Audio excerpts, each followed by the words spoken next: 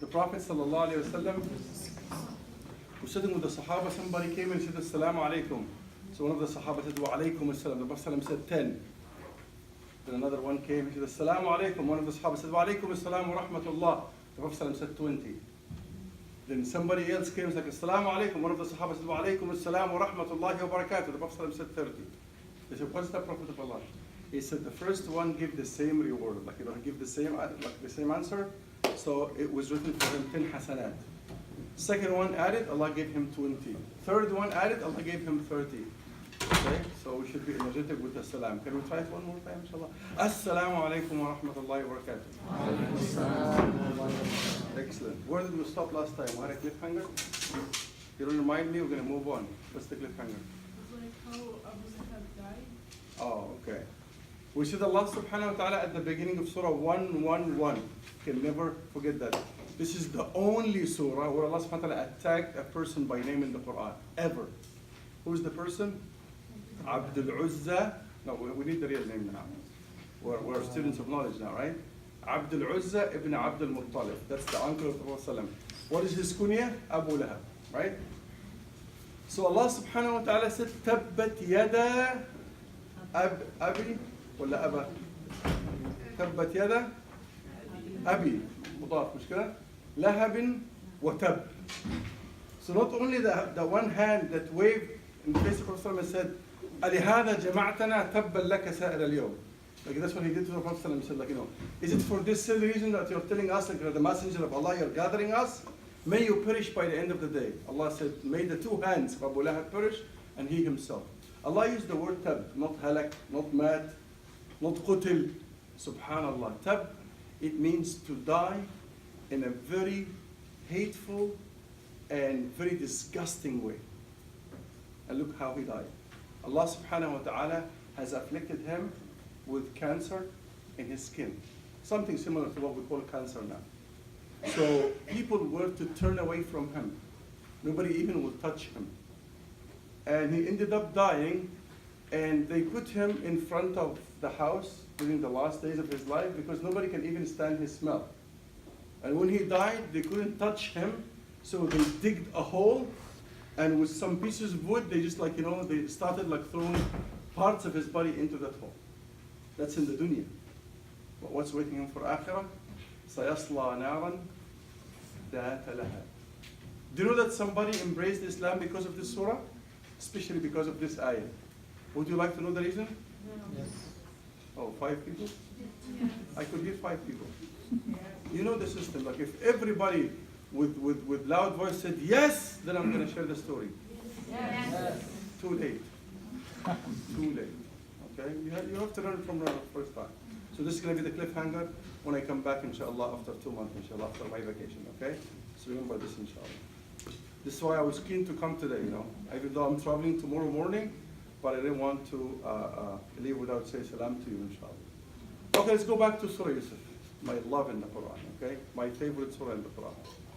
Where did we stop? We only explained Alif, Lam, Ra, right? Did we move from that? Did we start تلك آيات الكتاب المبين? Let's go there, inshallah. تلك اسم إشارة للبعيد. When I say, can anybody give me a book? We'll act as if this is a book, right? Okay. So, if it's close to me, I say, هذا كتاب, because it's very close to me. Okay? هذا كتاب. Is that clear? So, هذا, as if I say in English, this is a book. Okay? We call it the demonstrative pronoun, right? Okay, اسم موصول. Now, if I put it back away from me, I won't say هذا, I say ذلك, that, not this. كتاب. Is that clear? Is that clear? When I use it for the plural, I say تلك. تلك means اسم إشارة للبعيد. It's a demonstrative pronoun when I'm referring to something that's far. Can I ask you a question? Say yes or yes. Yes. When you read the Quran, what is the Quran? It's in your hands, right there. Is it close or close? It's not far, right? Right? But Allah subhanahu wa ta'ala said, tilka, which means it's far away. Why? Two questions. Two reasons. Number one, when Allah said tilka, I'll have to take you into another story, okay? It's not a tangent, but it's something relevant. There's a hadith in Sahih Muslim where the Prophet ﷺ said, أول ما خلق الله القلم. The first thing that Allah subhanahu wa ta'ala created was the pen. فقال اكتب. Allah said, write down. And the pen said, وما أكتب? What shall I write? Allah subhanahu wa ta'ala said, اكتب ما هو كائن من الآن حتى قيام الساعة. Write down what's going to happen between now till the end of life. وكان ذلك, the narrator of the hadith said, وكان ذلك, that happened قبل خلق السماوات والأرض ب50,000 سنة. That happened 50,000 years before the creation of the heavens and the earth. This is why, you know when we say al-maktub, okay? Some people they say, like, sometimes like you ask your mom, why did you marry this man? He's horrible, And sometimes it could be the opposite scenario, right? Sometimes they know. Okay? Have to be careful because there are more sisters today, okay? Have to be careful. So, the answer is, okay,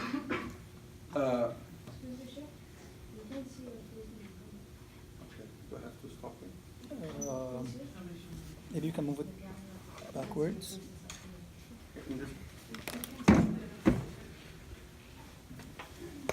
Just adjust It it. takes me to sit down. I don't know how to sit down. Okay. If I go this way, it's okay. Okay, so basically, you always say, Wallahi abni maktub. It was written with Allah subhanahu wa ta'ala, I'm going to marry that woman, or I'm going to marry that man. Okay? Sometimes even the parents say, Allah abtalani, like by three monkeys, three angels, there's like, why? Maktub, It was written with Allah subhanahu wa ta'ala, right? Our meeting today is maktub. It has been written when the pen has written everything that day. Right? Wallahi, I have never even thought of Canada in the map. But I'm living in Canada. And I'm sure some of you, sometimes when we joke in Egypt, we're going to say, like the North Pole, aren't there some people living there? People are laughing at me and I was like, where are you talking about? Like, I'm in the North Pole. And if we're flying tomorrow, I'm going to be standing in the North Pole right there. Okay. So basically the question is, everything has been written. Everything has been written, okay? But then the main question, especially at your age, you're going to say, so if Allah has written everything, what's the meaning of my life? I'm going to come to the University of Ottawa, I'm going to be suffering for 4 years, studying engineering, and then I'm going to end up staying at home or trying to find a job. I wouldn't find a job, right? No. We have to understand something. There's a difference between the knowledge of Allah subhanahu wa ta'ala and the knowledge of human beings. That's number one. Do you hear what I'm saying? What does that mean? Do I know what happened 100 years ago? Do I know what's going to happen 10 minutes from now? Do I know what's happening outside this room? So my knowledge is limited by time and space. Let me repeat that again. My knowledge and your knowledge is limited by time and space. Can we apply this to Allah? So never ever say the same with Allah. So the knowledge of Allah subhanahu wa ta'ala is unlimited. It's not limited by time or space. Why? He created time. He created time. He was there before anything was created because He is the creator, right? So can I apply the past with Allah? Hello? Can I apply the present with Allah? The future? There's nothing called past with Allah. There's nothing called present, but for you and me, because we were not there and then we came and we're going to be leaving. So we have to know there is past, there is present, there is future. Does it make sense? I'll explain it with an ayah that we'll never forget this concept, okay? Repeat after me. 16:1. This is not a radio station, okay? 16 is Surat An-Nahl. 1 is the first ayah. What does it say? It says, أَتَى أَمْرُ اللَّهِ فَلَا تَسْتَعْجِلُوا. It's amazing. First part of the ayah is contradicting the last part of the ayah. Why? The first part of the ayah is in the past. أَتَى أَمْرُ اللَّهِ. The decision of Allah has been made. And Allah said, فَلَا تَسْتَعْجِلُوا. Don't hasten. Don't ask for it to happen now. Hold on. Did it happen? So why are we asking for it? With Allah it happened. Why? Amrullah means the day of judgment here in this ayah. It means Allah has decided there will be a day of judgment. So with Allah it's done. إذا أراد شيئا أن يقول له كن. If Allah wants something, He would say be, it is, right? Is that clear? Then for you and me, the day of judgment, is it future or future? That's the only option, right? So you see how the ayah could look contradictory? But this explains that the knowledge of Allah subhanahu wa ta'ala is unlimited. Okay? Does Allah subhanahu wa ta'ala know what happened at the time of Adam alayhi salam? He's the one who created him. But do you know? No. This is why I'm going to say a statement which is very complicated, but I'm going to explain it inshallah. They say when it comes to the ilm of Allah, ilm Allah Azza wa Jal, they say ilm Allahi azali. Azali means Allah knows everything before it happened. Allah knows everything before it was created. Now, so they say, علم ما كان وعلم ما يكون وعلم ما سيكون وعلم ما لم يكن لو كان كيف كان يكون. I know Arabs now are like they're gonna go squint now. What are you talking about? Like, you know, you're mixing everything. Let me repeat it again. علم ما كان means he knows the past. That's ما كان, right? ماضي. وعلم ما يكون means present. وعلم ما سيكون, which is future. The last one is difficult. He said وعلم ما لم يكن لو كيف كان يكون, which is the knowledge of the impossible. If something were to happen, okay, and it can only happen by the permission of Allah, it's only Allah who knows it. Can I give you an example? There's only one example in the Quran. Surah number 6, Al-An'am, and number 28. Okay? Allah subhanahu wa ta'ala is talking about the people in Jahannam. May Allah save us all. Say Ameen. Ameen. What's the meaning of Ameen? Allah accepted. Huh? Allah accepted.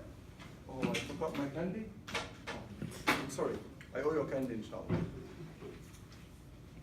May Allah accept. Is it an Arabic word? No. For those who attended my class before, it's an Abyssinian word. Anybody here from Ethiopia? That's your language. You better know. Okay, that was called at the time of the Prophet Abyssinia, which is Bilad al-Habasha. You know, so mashallah, you know, I'm proud of you because one of my dreams in Jannah is to see Bilal, radiallahu anhu. Okay? One of my dreams in Jannah. May Allah subhanahu wa ta'ala make it true, inshallah. And I will invite you if I made it to them. Okay? So, going back, the knowledge of Allah subhanahu wa ta'ala is infinite, right? So Allah in this ayah is talking about the people of Jahannam. You know what the people of Jahannam would wish? They wish to come out of Jahannam, come back to life to do good deeds so they will be successful. But it's done. Allah subhanahu wa ta'ala says in this ayah, وَلَوْ رُدُّوا لَعَادُوا لِمَا نُهُوا عَنْهُ. Allah is saying, if I were to give them a second chance and get them out of Jahannam, send them back to the dunya, they'd go back and do the same thing again. So is it possible that this will happen? No. When Allah subhanahu wa ta'ala brings somebody who died back to this life, Allah made it only one death in this life. Then he'll be rejecting the day of judgment, and that's it. If Allah were to give it to someone, he would have given it to Abdullah ibn Haram. You know, would you like to know his story? Yes. Let's try again. Would you like to know his story? Yes. Oh, everybody's awake, alhamdulillah. Okay, Abdullah ibn Haram in the battle of Uhud, in the battle of, I'm going to quiz you by the way, okay, because some people are like, no, why is it challenging? Okay, we'll consider this like an academic class, inshallah, because I'm starting academic class, inshallah, when I come back in January, inshallah. Anybody interested to learn Arabic? Yeah, I'm going to be starting an Arabic class, inshallah, classical Arabic. I'm going to be starting another class of Tafsir and Seerah, inshallah. Okay, so going back,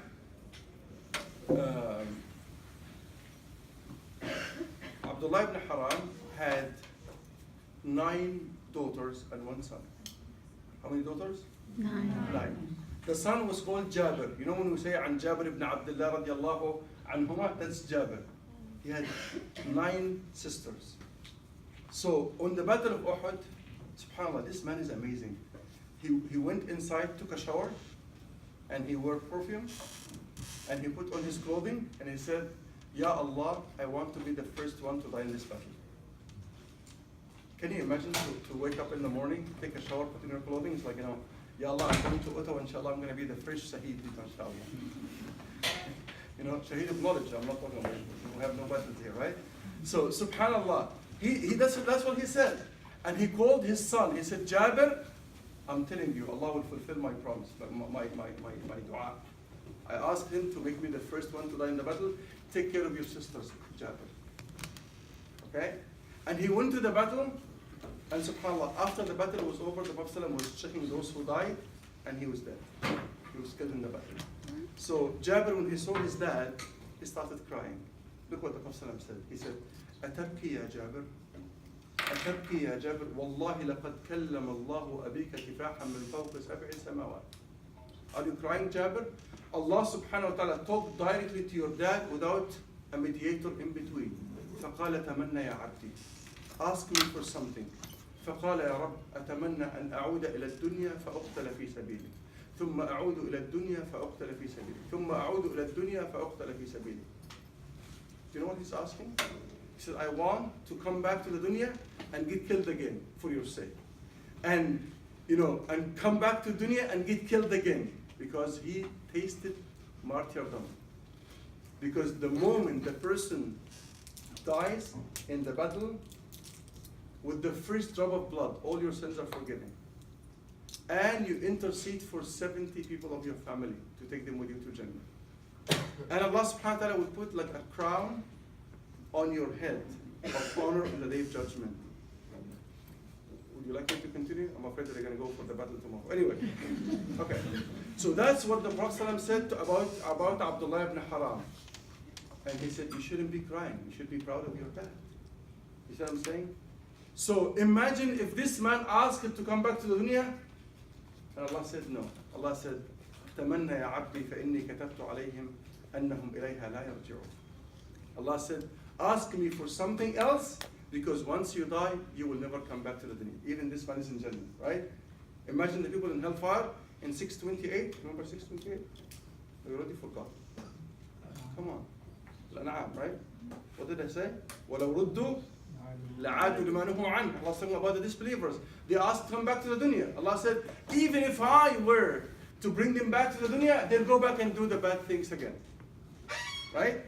So if Abdullah ibn Haram, Allah subhanahu wa ta'ala had given him to come back to the dunya, but what he wanted, what did he want? He just wanted to be killed for the sake of Allah.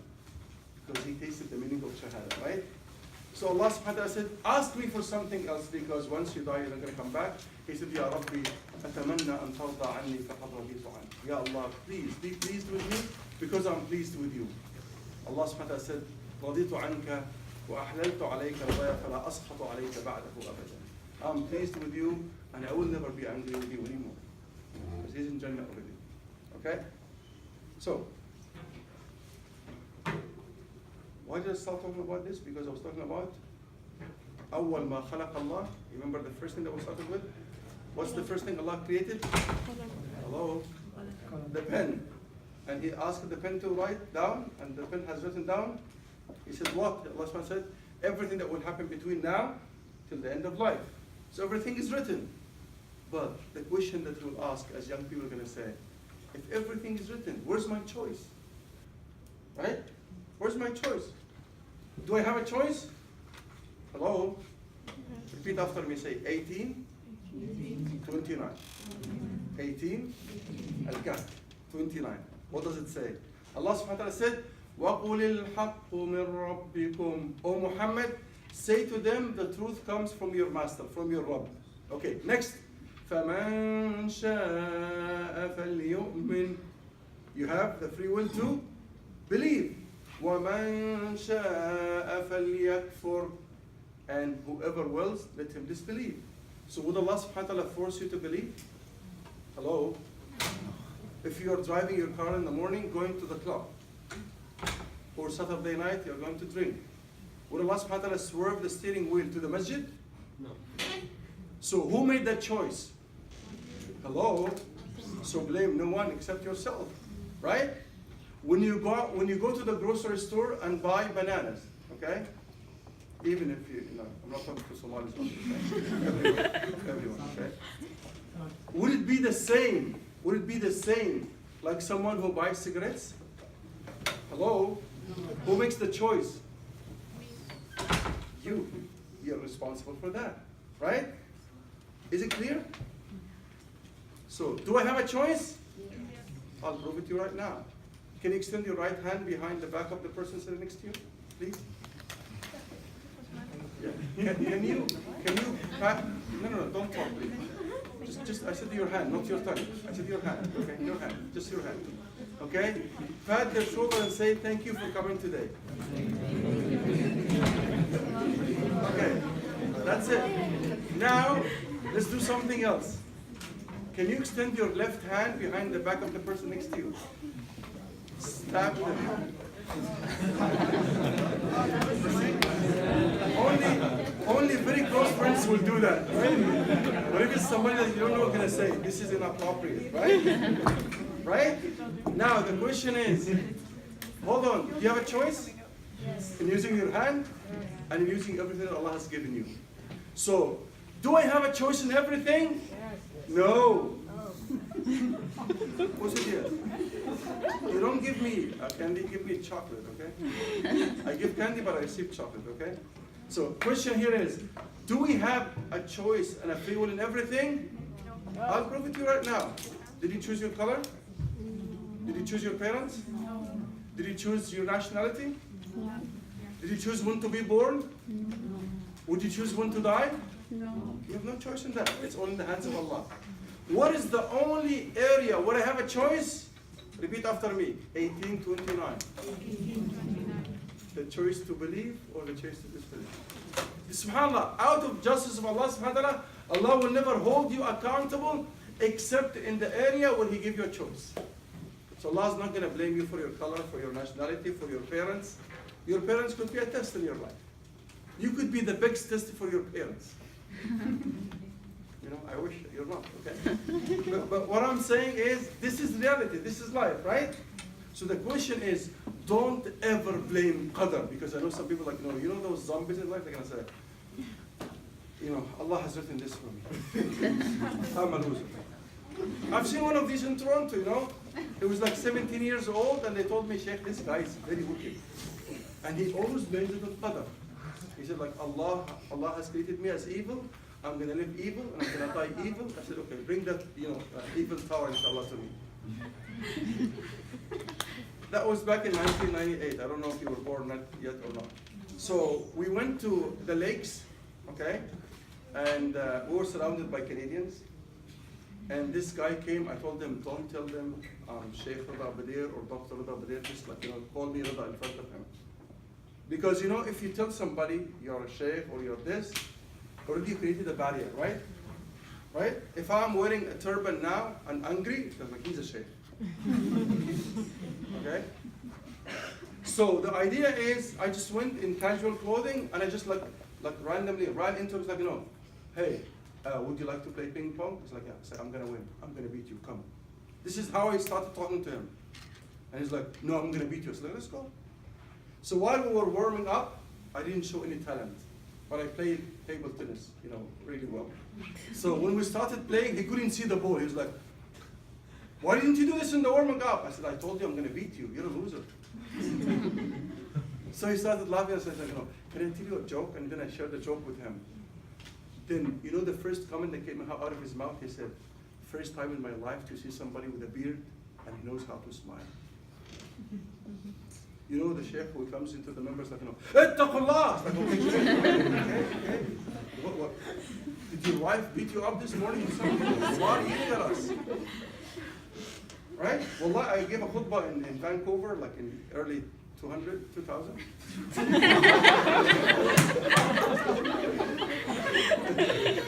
And one of the kids came to me after the khutbah and he was like, can you come again? I said, why? He said, first time in my life to see a sheikh giving a khutbah without being angry. And you smile too. You see what I'm saying? So we started like smiling and joking and like we started playing football. That's what we call it in Egypt. But your weird guys, they call it soccer. Anyway, I don't know why. We played with the foot. But anyway. So we started playing.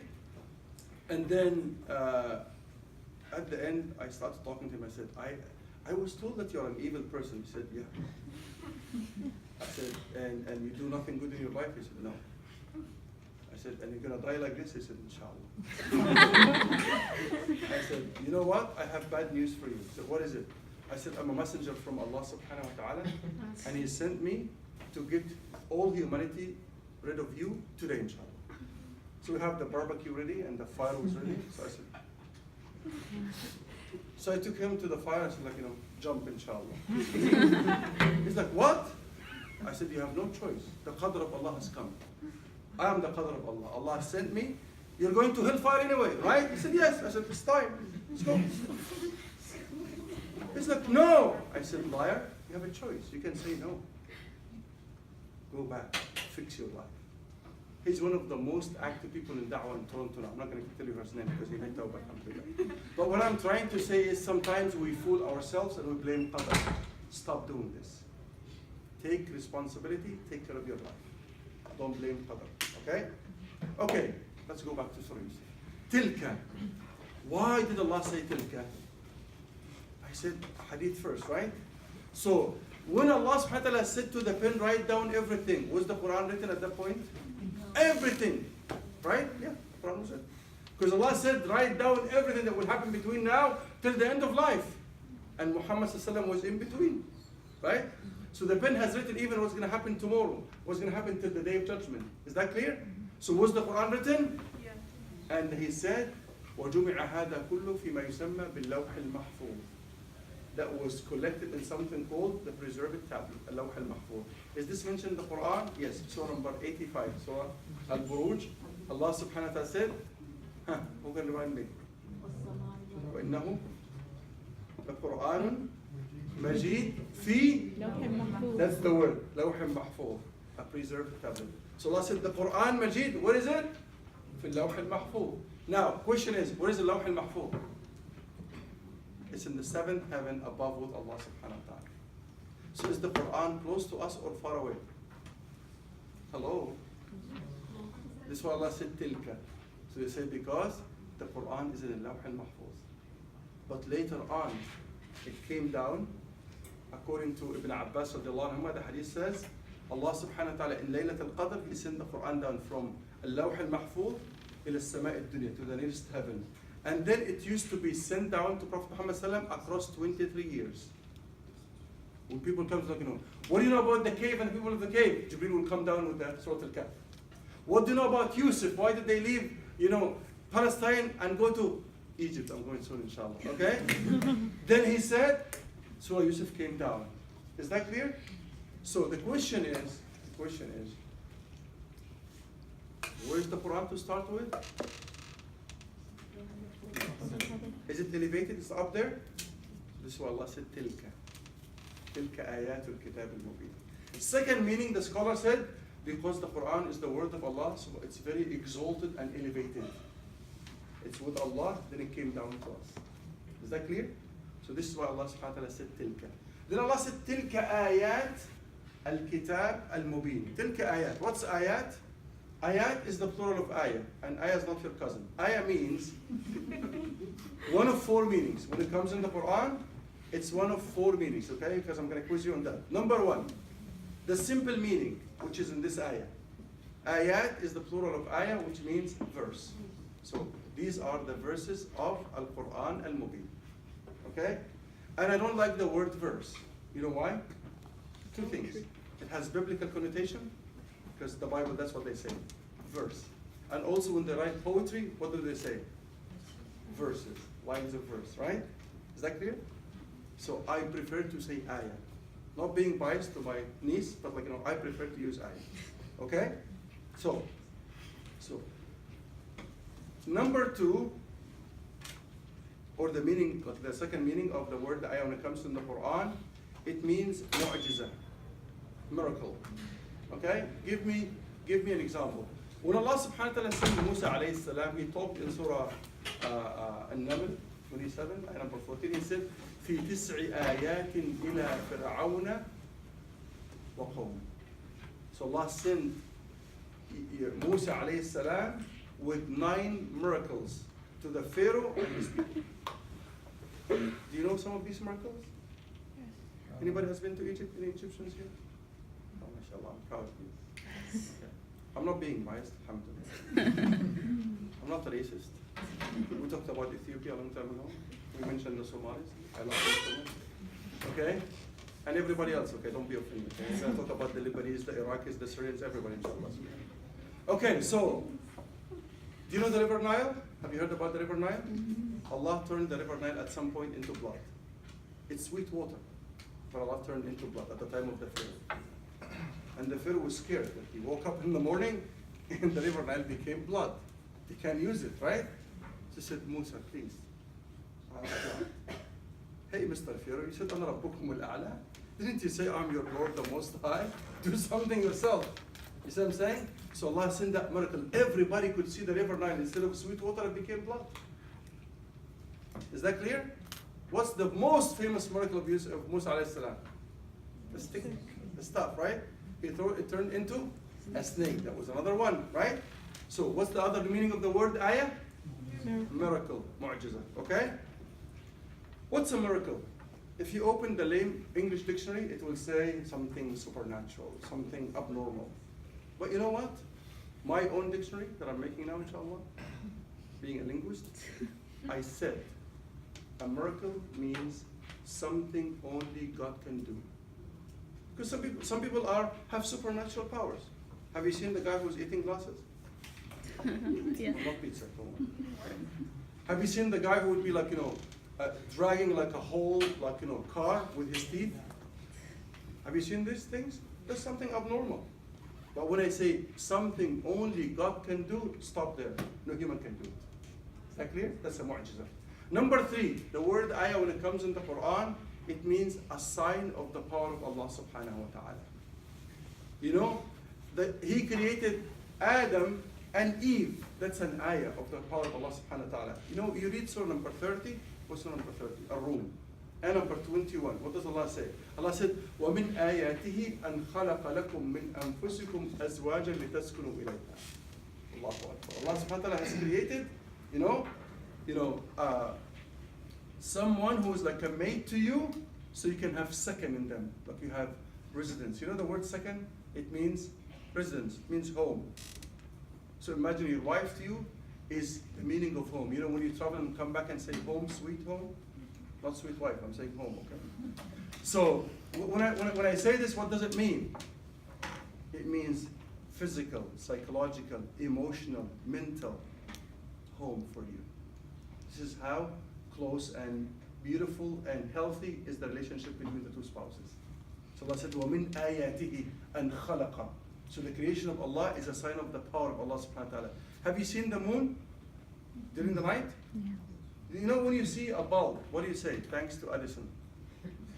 Have you heard about Edison? The one who invented the bulb. Okay, he's called Edison.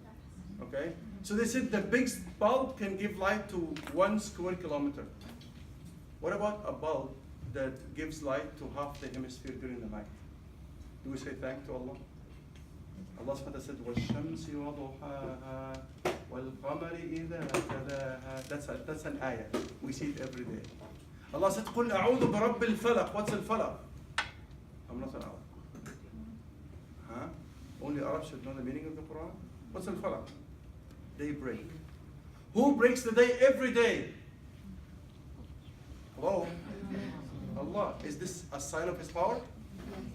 Who brings the night for you to rest? Allah. Don't go to Alaska because they have 6-month night and 6-month day. You're gonna go crazy. I've been there for like a week and I said talk to Allah. I made tawbah. I want to go back. I will live, in the North Pole, but I'm not gonna stay in Alaska, okay? Imagine you really go crazy, it's a day, all the time, 6 months. And I myself, even if I'm in Ottawa, I can't sleep if there's a beam of light in my room. It has to be pitch black. If somebody turns on the light, I'm up. That's why my kids know how to play games with me. Dad, it's time, we need some money. So they turn on the light. Okay. So, question is, third meaning of ayah is sign of the power of Allah. The last one, it's in this surah. So number 12 and number 7. What does Allah say? لَقَدْ كَانَ فِي يوسف وإخوته آيات للسائلين. What's ayat? Listens. Reminders. Okay? Is that clear? Admonition, عبرة. Okay? دروس نتعلمها في الحياة. That's the fourth meaning. So can we go back again and say them all, inshallah? Number one is? Again, ayah, we cannot say ayah is an ayah, no? But again, the nearest word in English would be verse, okay? I know that we said we prefer ayah, right? Second meaning? Miracle. Miracle. Third meaning? Sign of the power of Allah. Number four? Listen. Okay, excellent. So when Allah subhanahu wa ta'ala says, Tilka ayatul kitab, what's al-kitab? Al-kitab stems from kataba. What's kataba? To write down. Okay? The noun from that is al-kitab. So al-kitab means something which is written. Okay? Is that clear? But when Allah say kitab, it means something which is written. But He didn't say tilka ayatu kitab. He said tilka ayat al. So when you have al, which is the definite article, that is talking about a specific book, which is the Quran. Is that clear? So, in the next ayah, Allah would say, Inna anzalnahu Qur'anan.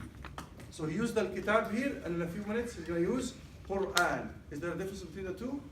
The Quran is al-kitab. Yeah, but there are two different forms. Al-kitab, that which is written, al-Quran, that which is recited or read.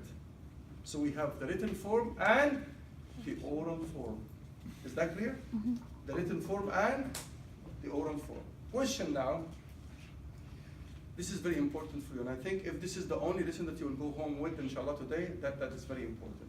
If somebody were to ask you, how authentic is the Quran?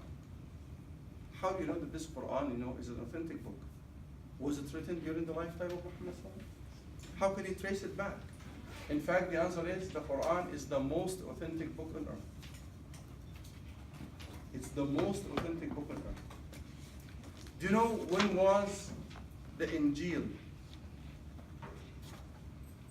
or what do you call it, the Bible now? The New Testament and the Old Testament? Do you know when was it written?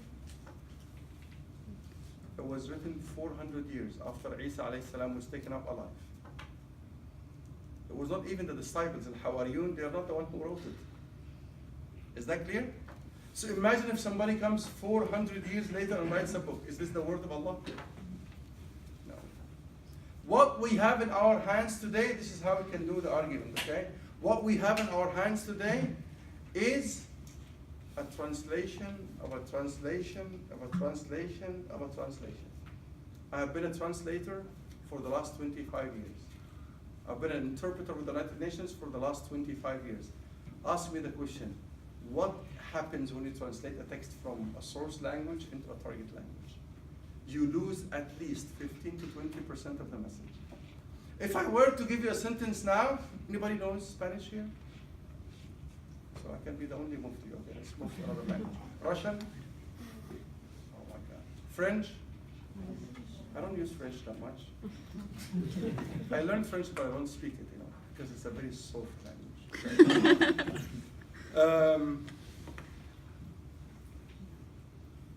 Okay. Even if you're an Arab, and if I give you a sentence in Arabic now, say translate this into English, you will never hear people translating the same sentence exactly the same. Am I right or right? Yeah. They say within the same language, there are no two words that are identical. We even call them synonyms. You know the meaning of a synonym? A word that's close in meaning, that will explain the meaning, but still it's not the same. Is that clear? Mm-hmm. So now, they say in translation theory, translation is the grand treason of the text. If there's something that will betray the text, it's the translation. Why? Because you can never translate word for word. And the most difficult text to translate is the religious and legal text, because one word could make it or break it. Is that clear?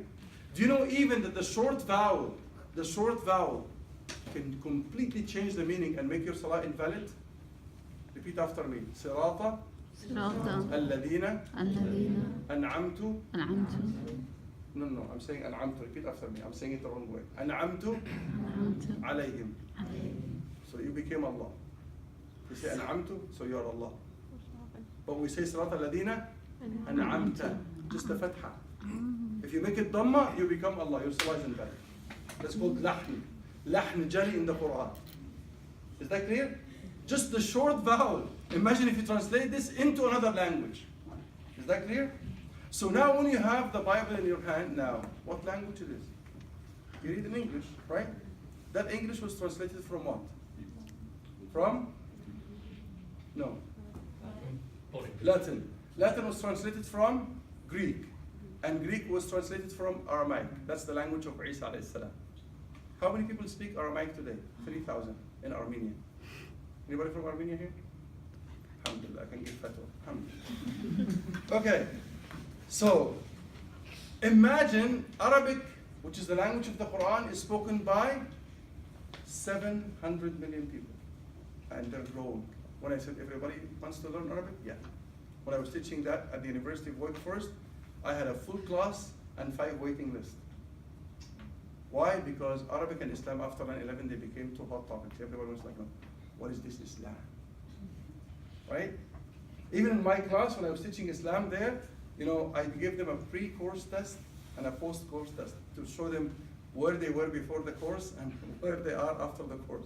So my first question in the MCQ was, Islam is the name of a country. Islam is a culture in the Middle East. Islam is some type of candy. Islam is other. You know how many of my 18 students choose other? One student. And when I asked her, she said, I didn't even know because the other ones don't make sense, but I don't know. So she didn't even know that it's a religion. After the class, they were completely different. Is that clear? So my question is, imagine a translation of a translation of a translation of a translation. If every language loses 15 to 20%, what's left from the real message? How much?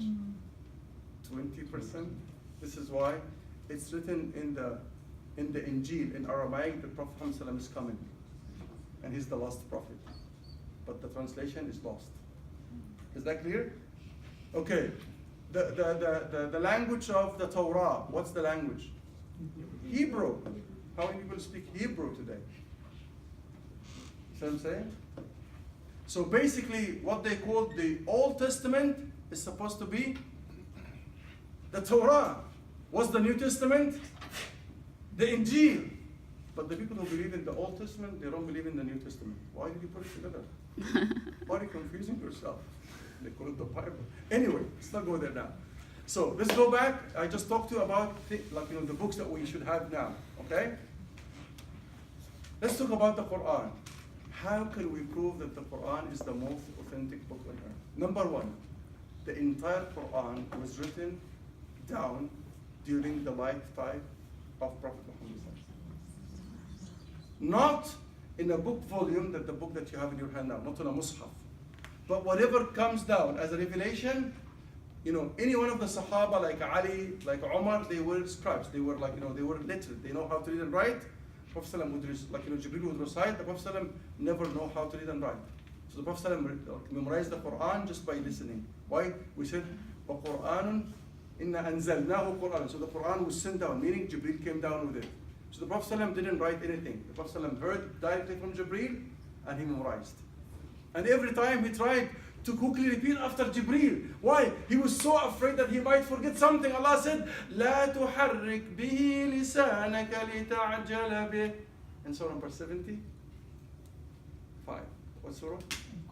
Al-Qiyam. Allah said, don't worry Muhammad. Don't hasten to repeat it. إِنَّ عَلَيْنَا جَمْعَهُ وَقُرْآنَهُ. We'll collect it in your heart, Muhammad. You'll memorize it. Don't worry. فَإِذَا قَرَأْنَاهُ فَاتَّبِعْ قُرْآنَهُ. Is that clear? So the Prophet ﷺ was the first sheikh. When I ask people, how did you learn the Quran? Say Sheikh Abdul Sami' in our masjid, alhamdulillah. Where did Sheikh Abdul Sami' learn? From Sheikh Ahmed, alhamdulillah. From Sheikh Abdul Wahab, alhamdulillah. I said, you know what? Allah subhanahu wa ta'ala said in Surah 55, Ar-Rahman علم القرآن. The teacher of the Quran is Allah. That's what Allah said. So if you take it back to the first sheikh will be Muhammad. And Muhammad get it from whom? From Jibreel. And Jibreel came from whom? Lawh al-Mahfuz with Allah subhanahu wa ta'ala. Is that clear? So, was the entire Quran written down during the lifetime of the Prophet? The answer is yes. But it was not collected in the Mus'haf because there was no need. Why? Because the Prophet ﷺ memorized the Quran and hundreds of the Sahaba memorized the Quran. So there was no need for the written form. The need was for the oral form. Is that clear? Excellent. That's number one. So whatever was handy, a rock, a piece of cloth, whatever, they would write down. And they were kept, in different houses, wherever the Quran was revealed, okay? But at the time of Abu Bakr radiallahu anh, the first Khalifa, okay, Umar came to him. And he said, Abu Bakr, let's combine the Quran in one book. He said, this is a bid'ah. Why didn't the Prophet ﷺ do it? If it was important, I'm not going to innovate into the deen. Right? So it made sense to Umar at that point, so he left him. Then after the Battle of Al-Yamamah, 70 amongst the Huffaz, the memorizers of the Quran, were killed. So Umar now realized the danger of, if we lose the Huffaz, we're going to lose the Quran. Because the Quran is scattered everywhere. Right? So he came to Abu Bakr and said, shall you wait until all the memorizers will die and we're going to lose the Quran? He said, there is a necessity now. So he formed a committee, chaired by whom? Remember this name, Zayd ibn Thabit. Say it again. That's my and this is the one that I look up to as a linguist. He was the best linguist at that time. What's his name? Zayd ibn Thabit. Okay? Shall I tell you something special about Zayd ibn Thabit? Yes. Yes. No, that's not Zayd. It's not this Zayd. Okay?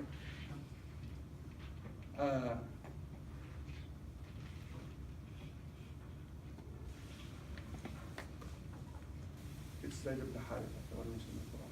Okay? So, during the Battle of Badr, Zayd was 12 years old. How old was he? 12. And the Prophet ﷺ was asking people to come, whoever is ready to come to join the Battle of Badr. He didn't ask everyone to come, because they were not going to fight anyway. Right? The intention at the beginning was to stop the caravan, claim the money back and come back without fighting. But it turned out to be a battle, right? So while they were coming, can you imagine Zayd was running and he was trying just to go into them so the Prophet ﷺ wouldn't see him? 12 years old. Okay? So what happened at that time? There was, two other young people, teenagers, okay, by the name of Mu'ad and Mu'awwid. One of them was 14, the other one was 15, okay? But one of them was taller than the other one. So the Prophet ﷺ looked at the three of them, he said, okay, you can join us, you two go back, you're too young. So Mu'awwid said, Prophet of Allah, let me wrestle him. If I beat him, you take both of us. He said, good idea, come. So they started wrestling and he beat him. He said, Prophet, okay, you can come. But Zayd was still there. And the Prophet said, Zayd, you're too young. Sorry, go back. He went back to his mother, he was crying. He was? Crying. For what? For a movie? He missed video games? He missed PS5? Is it out?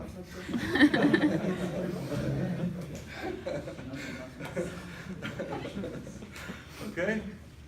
I picked him because he was the sheikh making, the jokes, right? I'm exposing him now because he was covering. Okay. So, it's open now, you can't hide it, okay? So the question is,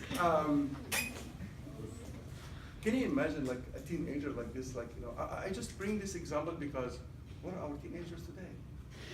And when do they cry? What do they miss, right? So anyway, so Zayd was the chairman of that committee, and what did they do? They made sure that they verified every single ayah that was written against two of the Huffaz. Two should have heard it directly from the Prophet. This is how authentic the book is. They wouldn't write it down until two of the memorizers would say, we heard this ayah directly from the Prophet. You see how authentic the book was written? Except for one ayah. Except for one ayah. There was only one Sahabi who heard it. Would you like to know the story of that ayah? Yes. Oh, unfortunately, they're all awake. I can't find it. I'll get you now in a minute, inshallah. We'll share this one. Remember this name, okay? There was a Sahabi, okay, sitting next to the Prophet ﷺ one day. And there are two narrations. They said a Jew, and another narration said it was a Bedouin. Anyway, regardless of who was it, but somebody, the Prophet ﷺ, bought something from him, like a horse or something, and he already paid him. But because they know the Prophet ﷺ is very polite, he would never say no if people come to ask him something. So he came to the Prophet ﷺ, why didn't you pay me? And the Prophet ﷺ said, didn't I pay you? I paid you. He said, no. And the Prophet ﷺ turned around and was like, no. Who would bear witness that I paid that man? Okay? I shared that story before. Does anybody remember the name? Go back to your notes. Okay. Something Al-Ansari. I'm just trying to help here. Okay? Anybody remember? No? That's Abu Ayyub. No. It's coming. Okay, so let's just share the story. We're going to say the name at the end, inshallah. Because I want you to focus so much to remember the name, okay? Khuzayma ibn Thabit al-Ansari. I'll just make it easy for you, okay? So what's the name? Say again. Khuzayma ibn Thabit. Remember Zayd ibn Thabit? This is Khuzayma ibn Thabit al-Ansari, from the Ansar, okay? He happened to be sitting next to the Prophet ﷺ, and he was the only one. So he said, me, Prophet of Allah, I'll bear witness that he gave him the money. So the man shied away and he left. And the Prophet ﷺ turned to Khuzayma. He said, Khuzayma, did you see me giving him the money? He said, no, Prophet of Allah. He's like, how come that you're bearing witness that I gave him the money? He said, Prophet of Allah, I'll be sitting next to you in a day that's almost freezing of cold, and all of a sudden you start sweating in front of me and you stop talking to us, and then 5 minutes later you tell me that Jibril came down with the word of Allah, and I trust you with that. Wouldn't I trust you with someone that you gave to someone? I believe the revelation that I don't see. How come that I went to the Then the Prophet ﷺ made a statement. He said, Man shahida lahu Khuzayma fahasbuh. Man shahida lahu Khuzayma fahasbuh. Meaning, if anybody takes this man, Khuzayma, as a witness, he doesn't need a second witness. In Islam, you need 2 men, right? So the Prophet ﷺ said, if somebody takes Khuzayma, he doesn't need another witness. And Khuzayma was the only one who heard this ayah. Would you like to know the ayah? Yes. Still awake, okay. Can you repeat after me? 33? 23. That's the ayah. So 33 is Al-Ahzab, and the ayah's number 23. What does Allah say in this ayah? من المؤمنين رجال صدقوا ما عاهدوا الله عليه. Allah's talking, this ayah was revealed specifically about a Sahabi in the Battle of Uhud. I'm not going to share it with you now, just like to be clear, okay? That's the cliffhanger for next time, inshallah. Okay? A Sahabi who missed the Battle of Badr, and he said to the Prophet ﷺ, Wallahi, لَإِنْ أَحْيَانِ اللَّهِ. If Allah subhanahu wa ta'ala were to extend my life to witness the coming battle, I will show Allah and His Messenger how much I love him. I'm not going to tell you the way he was killed in the Battle of Badr, in the Battle of Uhud, and this is why Allah revealed this ayah, because of him. He said, مِنَ الْمُؤْمِنِينَ رِجَالٍ. Amongst the believers, there are real men. You know the difference between man and male? There are lots of males today, but we have very few men, and I'm serious, wallah. You know the word rijal is mentioned in the Quran in 3 areas. I'm going to quiz you on that. Especially sisters, you need to learn this very well. Okay? If you want to choose a man. Okay? Rijal are mentioned when the masjid is mentioned. Rijal is mentioned in the Quran when jihad is mentioned. Rijal is mentioned in the Quran when da'wah is mentioned. These are the 3 areas in the Quran where Rijal is mentioned, and they are not mentioned anymore. I'll give you the ayat, okay? In Surah An-Nur, Surah number 24, okay? Read ayat 20-21. Allah subhanahu wa ta'ala said, after he talked about the masjid, he said, في بيوت أذن الله أن ترفع ويذكر فيها اسمه يسبح له فيها بالغدو والآصال. And then he said, فيه رجال. He's talking about the masjid. Okay? So in the masjid there are men. So when Allah mentioned the masjid, He said there are men. Okay? Now let's go jump to Surah Yasin. So number 36, Allah is telling us the story of a man who was beaten to death because he was a believer, and he was advising people. He said, وَجَاءَ رَجُلٌ مِّنْ أَقْصَى الْمَدِينَةِ يَسْعَى قَالَ يَا قَوْمِ اتَّبِعُوا الْمُرْسَلِينَ. And a man came rushing from the outskirts of the city saying, "Oh people, follow the messengers." What did the people do to him? They stepped on him with their feet until they killed him. Subhanallah, once he died, what did he do? He made dua for them. Because he was in Jannah. Right? قال يا ليت قومي يعلمون بما غفر لي ربي وجعلني من المكرمين. I wish they know what's happening to me now. They thought they killed me, they sent me to Jannah. I wish that they would know. And he was making dua for them. He didn't say, "You kuffar, you're going to Jahannam, inshallah. You beat me up, inshallah. I'm going to come and tease you in Jahannam, inshallah." No, a believer doesn't do that. A believer is a mercy. A believer is a continuation of Prophet Muhammad sallam. Right? So, do you want to know the name of this guy? Yes. It's irrelevant. Allah didn't mention it. It's not important, but he's a man. His name is Habib al-Najjar. I'm not going to tell you, okay? But again, it's irrelevant. Some people, subhanAllah, look, I'm giving a tafsir of like 50 minutes, and they go, was the ant a she ant or a he ant? Are you interested to marry an ant or something?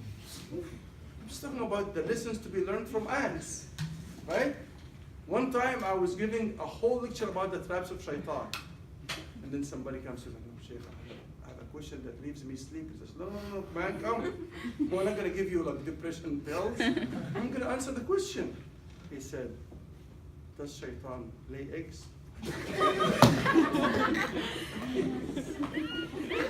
I'm killing myself telling you the way shaitan will trap you, and you want to follow his eggs? So some people, they miss the point. You know what I'm saying? They miss the point. When Allah doesn't mention the name of the city, right? He said, وَجَاءَ رَجُلٌ مِّنْ أَقْصَى الْمَدِينَةِ. What's the Medina, Shaykh? It's unlucky, I'm not going to tell you, but it's relevant. If you know the city, okay, it's Ottawa. Okay, are you proud of that? They were kuffar. You see what I'm saying? So if Allah doesn't mention the names, don't get busy with things that are not. سيقولون ثلاثة رابعهم كلبهم ويقولون خمس. Sheikh, were they 3 or 4? 4 or 5? Think about what they have done. Allah described them, the believing young men. We want you to be like them. Who cares if they were 4? Okay, they were 5. Does this add into your knowledge? Does this increase your iman? So be relevant, you know what I'm saying? Okay. So now that we know that the Quran was verified a single ayah by a single ayah, and I even told you the one ayah that was only heard by one Sahabi, alhamdulillah, this is the reason. Yes? Who is the third man? So we have the Surat Nur, Surat Yasin. Oh, the third one is the one that I just mentioned, 33:23. الأحزاب من المؤمنين رجال, that's in jihad. صدقوا ما عاهدوا الله عليه. That man said, if I were to live to the next battle, I'll show Allah and His Messenger how much I love them, and he really showed them because he died in the battle. Would you like to know his name? That's like a cliffhanger for next time. Just to end it up, okay? So, تلك آيات الكتاب. So we said Al-Kitab is the most authentic. Okay, I was involved in the. I was teaching at Calgary University between 2006 to 2009, and I was so involved. I was the Muslim chaplain. I was I was teaching at the university, and I was involved in the Islamic Awareness Week. So that year, I chose the theme for the Islamic Awareness Week. Okay, I said, "You guys are brave enough to do it?" They said, "Yeah." I said, "Okay, here you go. Jesus is a Muslim." And we printed out T-shirts, and I was the first one walking in campus, Jesus is a Muslim. And imagine the heat we got. That was the only Islamic Awareness Week. We had 3,500 people attending. Have you ever heard about this number? We had to do it in the open, in the square there, because everybody came out. Everybody wants to claim Jesus. We claim him, he's a Muslim. They claim him as God, right? So what happened? I stood there and I started talking, and at the end of the talk, there was a young guy You know those young, like, you know, I want to say kids, you know, those young men who are very passionate about their faith. This guy has been studying Islam and Arabic for 12 years. He's not a Muslim.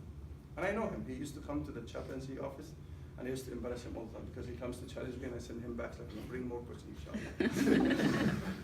That day, that was the biggest embarrassment for him because he came to challenge again. Like, he never gives up, okay? But that day, alhamdulillah, he gave up. He gave up even Christianity, okay? He's standing right in front of me, and when the time for Q&A came, he's like, no, I have a question for you. I said, come on, I'm waiting for you. He said, are you telling us through the entire talk that the Quran is the most authentic book on earth? I said, thank you so much. You summarized my talk, man. Come and stand next to me. You're my assistant. He was mad. He said, prove it. I said, right now. But if I prove it, can I ask you for something after? And you wouldn't say no? He said, yes.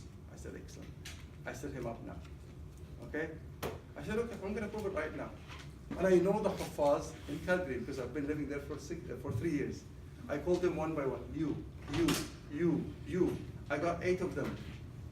And we stood like on the stage next to each other. I said, you have the Quran in your hand? He said, yes. I said, excellent.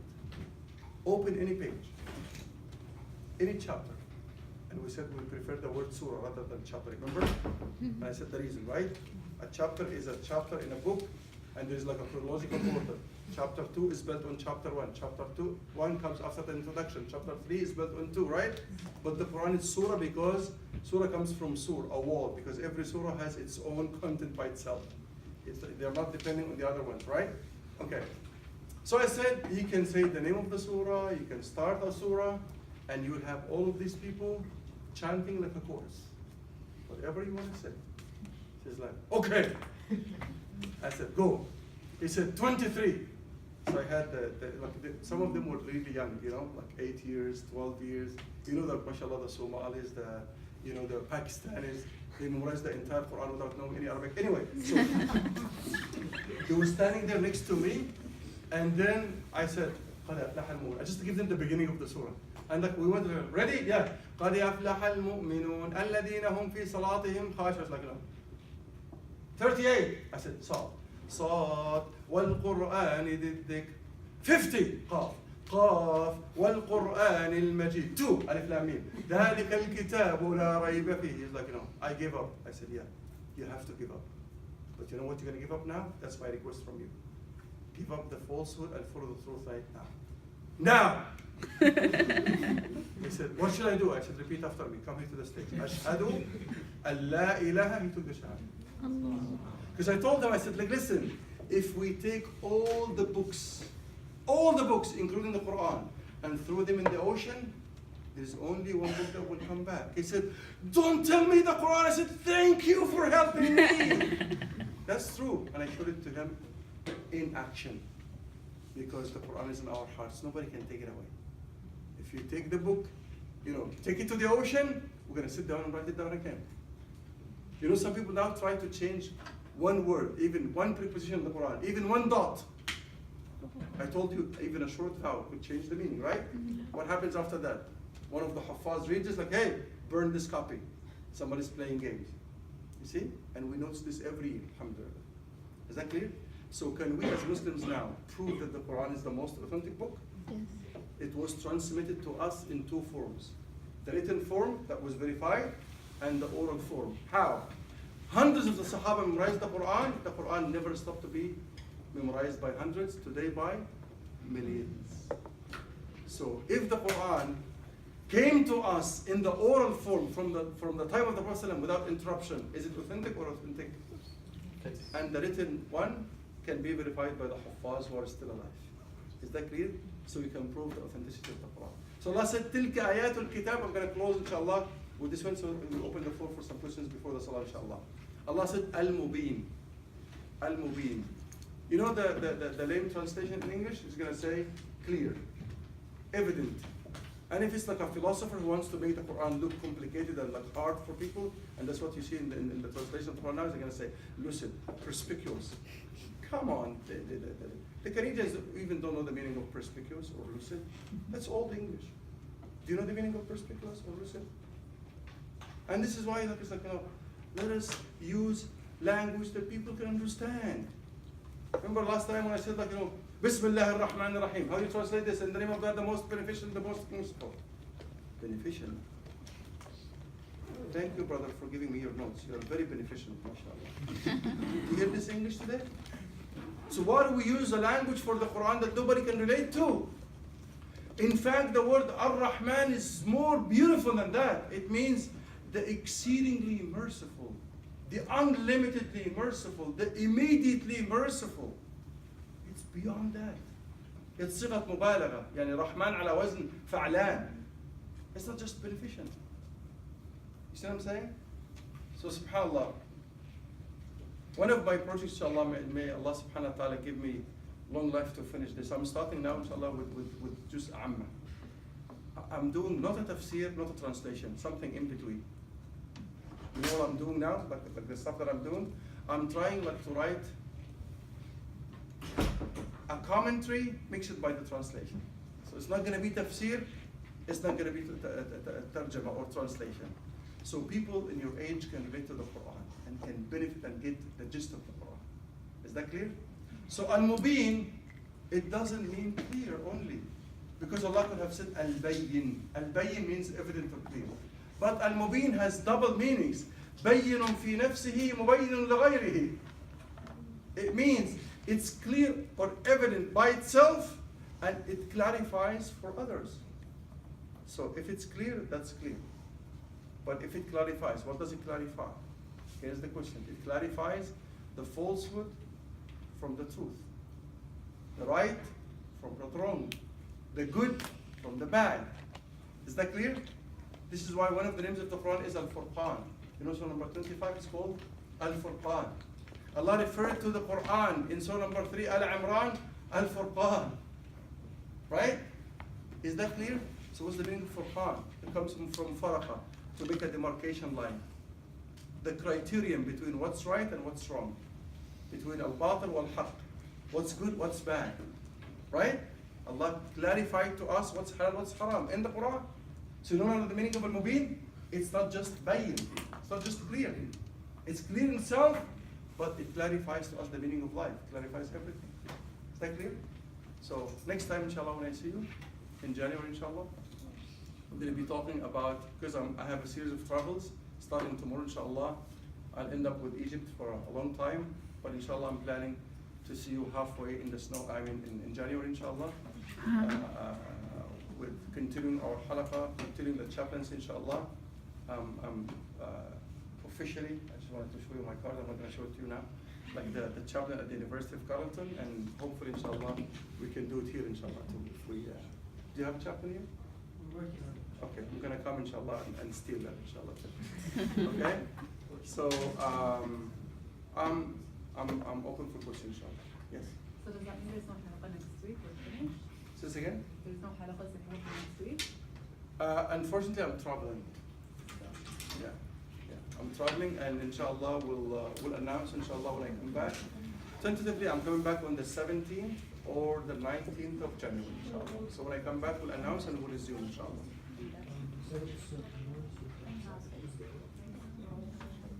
النور الأحزاب الياسين. Yes. Sort of process.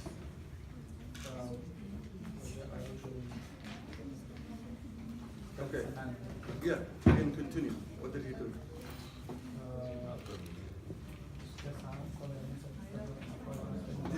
This is the man who is hiding his iman. It's iman again. What I'm saying is, it's about da'wah. But I'm talking about the types, not just like the only mentioning the word rajul. Okay, so they were mentioned when da'wah, this is da'wah, because he was hiding his iman. Okay, and jihad, and the third one is masajid. Any more questions?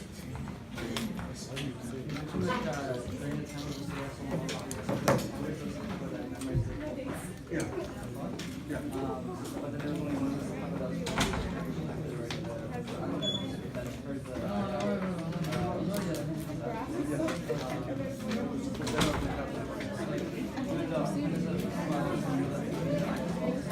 What I'm saying, all of them know the ayah, ayah was verified to be heard by two. All of them heard, okay? But he was the only one who heard this ayah from the Prophet ﷺ, including the others, but his witness, he doesn't need a second witness. Oh, yeah. Yes? When do you go to Umrah, inshallah? The Umrah is supposed to be in December 24th until January 3rd. But the brother called me because a small number of people, because you know our Ummah, we have last minute thing, right? So he was so scared because when Saudi Airlines were banned from traveling to Canada, he lost 50 tickets. And he had to buy 20 tickets on Egypt Air, which is very expensive to him, he's going to be losing. Still, very few people, registered, so he's thinking to sell the tickets if nobody's going to be coming, because there are I think 5 people who committed so far, and he has 20 tickets. He said by the beginning of November, if people didn't sign up, he's going to cancel it. And then we'll make it maybe in March or later on. But I mean, inshallah, when I come back, we're going to plan something together, inshallah. We might take a group from the university. What I'm trying to do is, even if some people don't have mahram, I'm trying to approach the embassy, say I'm going to be the mahram for everyone, especially if they're young and they want to go. Sometimes they give exceptions, if they know that somebody's wrong with them, we'll try and say inshallah. Or you can bring your brother or your father. There's no more lecture. Yeah, they have this one. If I can do something like online when I'm traveling, I'll try to arrange this inshallah with